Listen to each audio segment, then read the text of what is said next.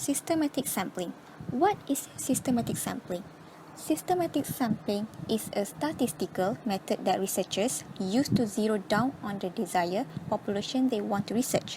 Researchers calculate the sampling interval by dividing the entire population size by the desired sample size. Systematic sampling is an extended implementation of probability sampling in which each member of the group is selected at regular period to form a sample.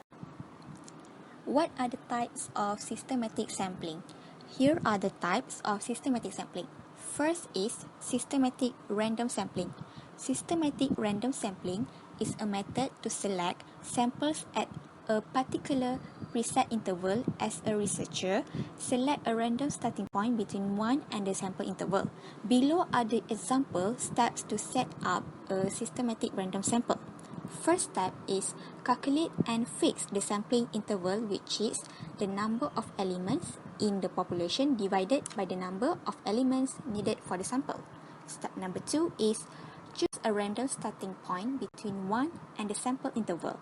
And the last step is repeat the sampling interval to choose subsequent elements. The second types of systematic sampling is linear systematic sampling. Linear systematic sampling is a systematic sampling method where samples are not repeated and the small n units are selected to be part of a sample having the capital N population units. Rather than selecting these small n units of a sample randomly, a researcher can apply a skip logic to select this. It follows a linear path and then stops at the end of a particular population. So, how is a linear systematic sample selected? First, arrange the entire population in a classified sequence. Second, select the sample size n. Third, calculate sampling interval k equals to capital N divided by small n. Fourth, select a random number between 1 to k and make sure to including the k. Fifth, add the sampling interval k to the chosen random number to add the next member to a sample and repeat this procedure to add remaining members to the sample. Last but not least, in case k is not an integer, you can select the closest integer. The last types of systematic sampling is circular systematic sampling.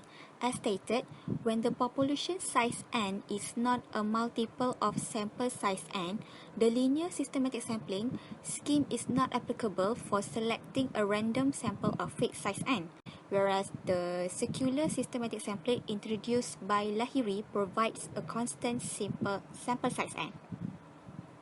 The steps involved in a circular systematic sampling scheme for selecting a random sample of size n with sampling interval k are given below. First step is arrange the n population units around a circle. Second step is select a random number r. Third step is for selecting a circular systematic sample of size n, select every k element from the random start R in the circle until n elements are accumulated. All the circular systematic samples obtained from the population of n units with sample size n and sampling interval k are given in table 1. Next is the variance of the circular systematic sample mean is obtained as given below. What are the steps to form a sample using the systematic sampling technique? Here are the steps to form a systematic sample. Step 1. Develop a defined structural audience to start working on the sampling aspect. Step 2. As a researcher, figure out the ideal size of sample from the entire population to choose to be a part of the sample. Step 3. Once you decide the sample size, assign a number to every member of the sample. Step 4. Define the interval of the sample. This will be the standard distance between the elements. Step 5. Select the members who fit the criteria. Step 6. Randomly choose the starting member R of the sample and add the interval to the random number to keep adding members in the sample. Here are 4 other situations of when to use systematic sampling. First situation is budget restriction. Budget restriction is in comparison to other sampling methods like simple random sampling. This sampling technique is more suitable for conditions where there are budget restriction and also the extremely and complicated accomplishment of the study. Second is absence of data pattern. They are specific data that do not have an arrangement in place. This data can be analyzed in an unbiased manner using systematic sampling. Third is uncomplicated implementation. As systematic sampling depends on the defined sampling interval to decide the sample, it becomes simple for the researcher and statistician to manage samples with more respondents. This is because the time invested in creating samples is minimal and the cost spent is also restricted due to the periodic nature of systematic sampling. Last but not least is low risk of data manipulation in research. It is highly productive while researching a broad subject, especially when there is a negligible risk of data manipulation. Good day everyone, my name is Miko and my metric number is 263442. I'm going to explain what is cluster sampling. Cluster sampling is a probability sampling technique where a population is divided into multiple groups where we call it as clusters. Each clusters have homogeneous characteristics and they all have an equal chance of being a part of the sample. The random clusters are then selected with using simple random sampling or systematic random sampling. There are 3 types of cluster sampling. The first type is single-stage cluster sampling, the second type is 2-stage cluster sampling, and the third type is multiple-stage cluster sampling. What are the differences or similarities? There is a difference between single-stage and 2-stage or multiple-stage cluster sampling.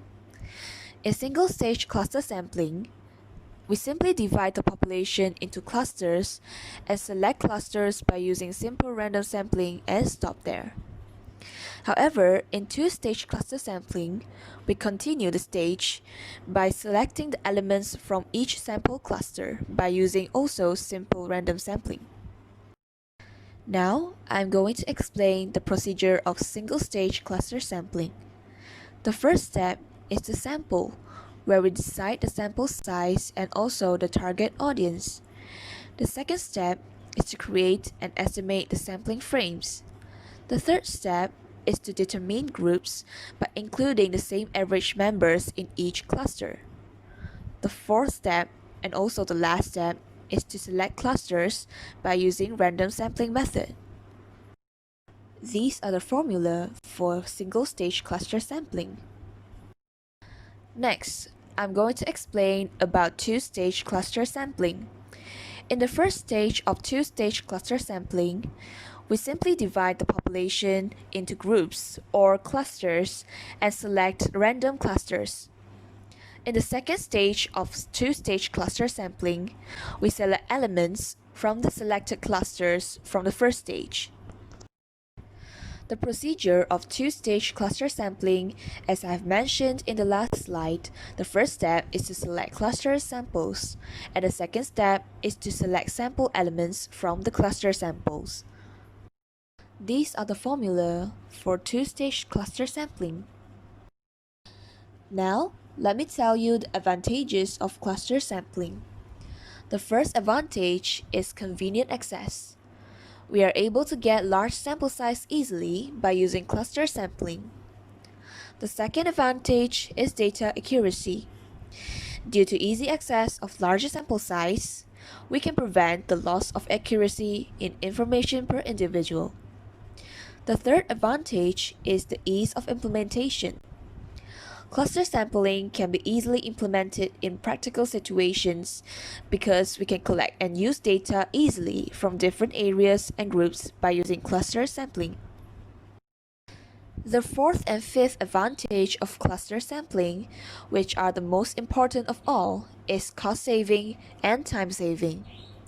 This is because conducting a survey in a wide geographic area can be quite expensive.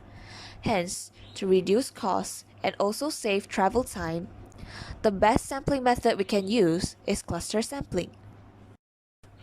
However, there are also disadvantages of cluster sampling.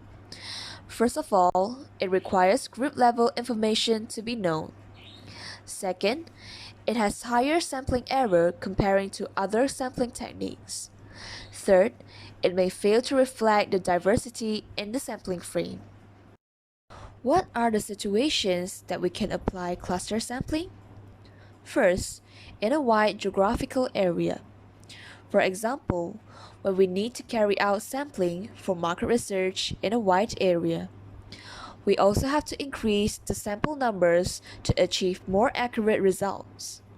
The second situation is when you find it difficult, costly, or even impossible to construct a complete list of population elements. For example, it is very difficult to list all of the customers of a chain of supermarket. It will be easier to randomly select some supermarkets and interview a random sample of customers who visited those selected supermarkets.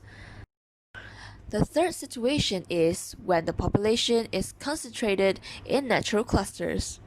For example, when we want to conduct a survey of school teachers, we will choose a random sample of schools and then interview random teachers in that school.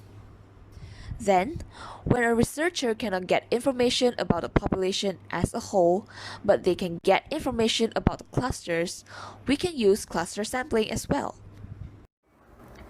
Hi, my name is Dayang Syazwani Binti Murshid, metric number 261620. Question 2. Why, in your opinion, are sampling methods used in most studies? Explain in detail. In sampling techniques, we will discuss topics on various sampling methods commonly used by researchers such as simple random sampling, stratified sampling, ratio and regression estimation, systematic sampling, cluster sampling, and two-stage cluster sampling. Sampling is a tool that allows researchers to infer knowledge about a community based on sample outcomes without having to examine each person. Researchers often need to sample just a few thousand people in order to understand everyone. In my opinion, studying an entire population will be impractical and expensive. By reducing the number of individuals in a study, we can reduce the cost, time, and workload of the study. It is also easier to obtain high-quality information through sampling. However, if a sample is to be used by whatever sampling method used to choose the sample, it is important that the samples selected are representative of the whole population. The more representative the demographic sample, the validity of the findings can be more guaranteed. In order to represent the true population, every individual in the population should have an equal chance to be chosen as part of the study. In other words, selection of samples should be unbiased and random. Also, the loss of accuracy of data per individual must be balanced by taking a large enough sample size with enough power to detect a true association of population. In most studies, researchers always compare a study by dividing the results according to their respective race, gender, age, or any other characteristics. This comparison will need sampling method to avoid any biased result that could lead to their own judgment and prejudice. By using sampling methods, researchers can ensure the result of their studies is more accurate, more reliable, and highly representing the population, and this is the most crucial importance of using sampling methods in most studies and research.